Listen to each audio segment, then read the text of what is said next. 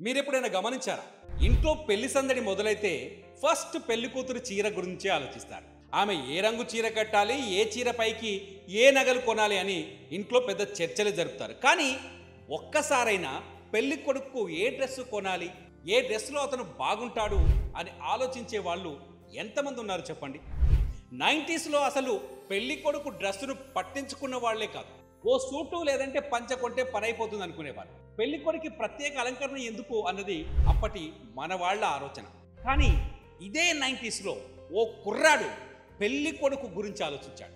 పెళ్లిలో వధువు వస్త్రాలంకరణకు ఎంత ప్రాధాన్యత ఉందో వరుడి వస్త్రాలంకరణకు కూడా అంతే ప్రాధాన్యత ఉందని గమనించాడు. ఆ ఆలోచనే ఇవాళ 25,000 కోట్ల వ్యాపారంగా మారింది. ఇంతకీ ఆ బ్రాండ్ ఏంటి అంటారా? మన గల్లీలో కనిపించే మాన్యవర్. ఈ సక్సెస్ స్టోరీని చూసే ప్రతి ఒక్కరూ వీళ్లలాగే జీవితంలో మీరు సక్సెస్ అవ్వాలని 6JVR మనస్ఫూర్తిగా కోరుకుంటోంది. South India famous astrologist and gemologist Lakshmi Ganapathirao Jamalapuram 6JVR ద్వారా ఇండియాలో అతి తక్కువ ధరకే నవరత్నాలను, జాతిరత్నాలను అందిస్తున్నారు. పూర్తి డీటెయిల్స్ కోసం కింది నెంబర్కి కాల్ చేయండి.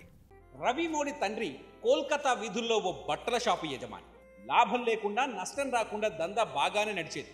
షాపును చూసుకోమని ఓ రోజు తాళం రవి మోడీ చేతుల్లో పెట్టి తీర్థయాత్రలకు వెళ్ళాడు. తిరిగి వచ్చేసరికి రవి షాపు రూపురేఖలు మార్చేశాడు. గల్లాపెట్టలో ఉన్న 20,000 ఖర్చు చేసి 100 పీసుల పెళ్లి వస్త్రాలు కొనిపెట్టాడు. తీర్థయాత్ర నుంచి తిరిగి వచ్చిన రవి తండ్రి టెన్షన్ పడ్డాడు. మళ్ళీ షాపులో అడుగు పెట్టొద్దని కోప్పడి కొడుకును పంపించేశాడు. కానీ రవి మనసులో ఏముందో కనిపెట్టలేకపోయాడు. నిరాశతో ఇంటికొచ్చిన రవి మోడీ తన ఆలోచనను తల్లితో పంచుకున్నాడు. ఆమె కూడా తండ్రికే మద్దతిచ్చింది. ఇంట్లో వాళ్ళు తనను నమ్మరు అనే నిర్ణయానికి వచ్చిన రవి ఇల్లు వదిలి కొత్త లైఫ్ను స్టార్ట్ చేయాలని నిర్ణయించుకున్నాడు. తల్లిని బతిమాలి 10,000 రూపాయలు అడిగి తీసుకున్నాడు. స్నేహితుడి రూమ్కి మకాం మార్చేశాడు.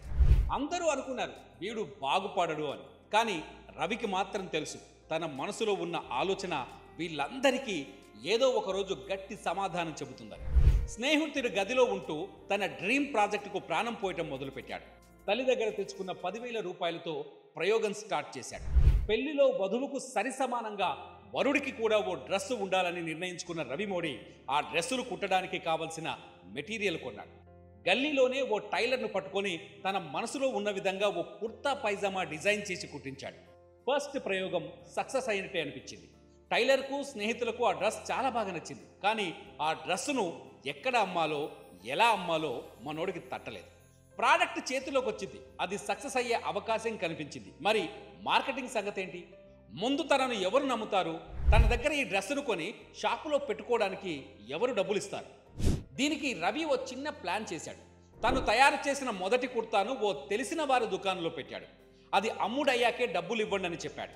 కట్ చేస్తే ఒక్క రోజులోనే ఆ డ్రెస్ అమ్ముడుపోయింది. రవి మోడీ ఆలోచన గెలిచింది. మిగతా మెటీరియల్తో డ్రెస్సులు కొని ఆ షాప్కి సప్లై చేయడం మొదలుపెట్టాడు. పెళ్లిలో ఎక్కువ గౌరవం ఎవరికి ఉంటుంది చెప్పండి? భారతీయ సంప్రదాయం ప్రకారం అయితే పెళ్లి కొడుకు కుటుంబానికే ఎక్కువ గౌరవం ఇస్తారు. ఆ గౌరవమే ఇక్కడ పనిచేసింది. పెళ్లి కూతురికే ఎక్కువ ఖర్చు చేసి చీరలు కొంటారా? పెళ్లి కొడుకు ఎందుకు ఓ చక్కటి డ్రెస్సు కొనకూడదు అనే కస్టమర్ భావన రవి వ్యాపారానికి పునాది రాయి వేసింది. అంతే, రవి కుట్టి పంపిన డ్రెస్సులన్నీ రోజుల వ్యవధిలోనే అమ్ముడుపోవడం మొదలైంది. ఎవరో ఒకరు కొంటే అమ్ముతాములే అన్న బట్టల దుకాణదారులు ఆర్డర్ల మీద ఆర్డర్లు ఇవ్వటం మొదలుపెట్టారు.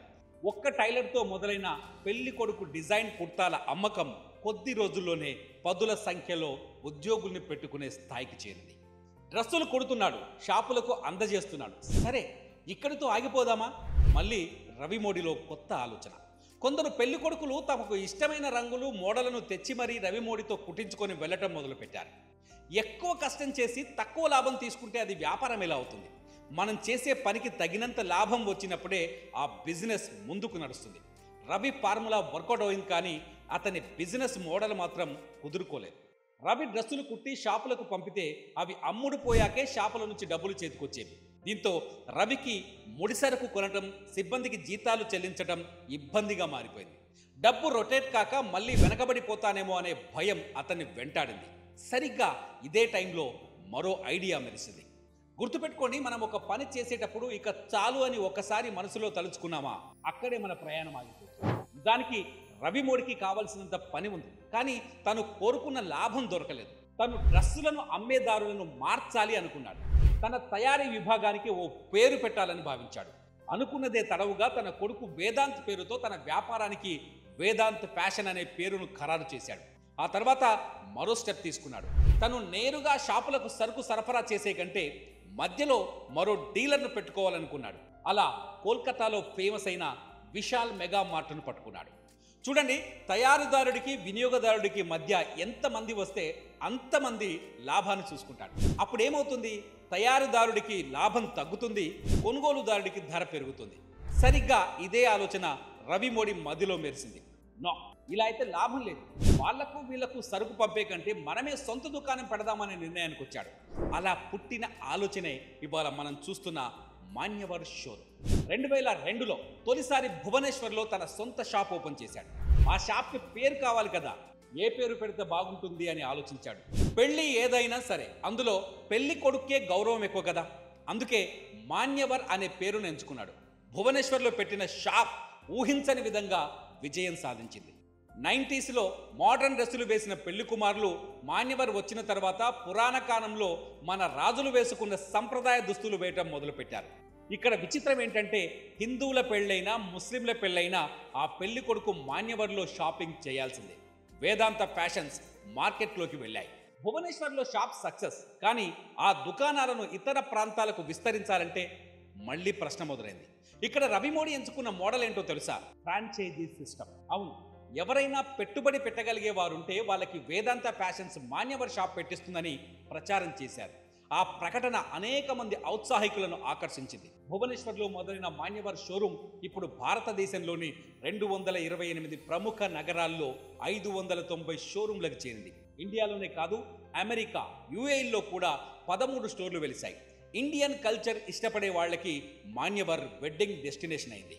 ఇక్కడ మీకు విషయం చెప్పాలి, మన వ్యాపారంలో ఒక్క ఐడియా సక్సెస్ అయితే చాలు, దాని చుట్టూ 100 సక్సెస్ఫుల్ ఐడియాలు పుట్టుకొస్తాయి, విజయాలను కూడా సాధిస్తాయి. మాన్యవర్ మోడీకి కూడా ఇలాంటి ఐడియాలే పుట్టాయి.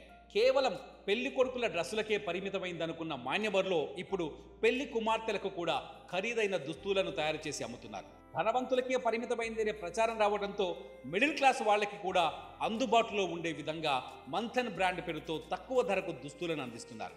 అటు ప్రీమియర్ కస్టమర్ల కోసం త్వమేవ్, మేబల్స్ పేరుతో కొన్ని ప్రత్యేక తరహా పెళ్లి డ్రెస్సులు తయారు చేస్తున్నారు. డబ్బున్నంత మాత్రాన సక్సెస్ అనేది అంత సులభంగా రాదు. దాని వెనక ఖచ్చితంగా పెద్ద పరిశ్రమ, కఠోర దీక్ష కూడా ఉండాలి.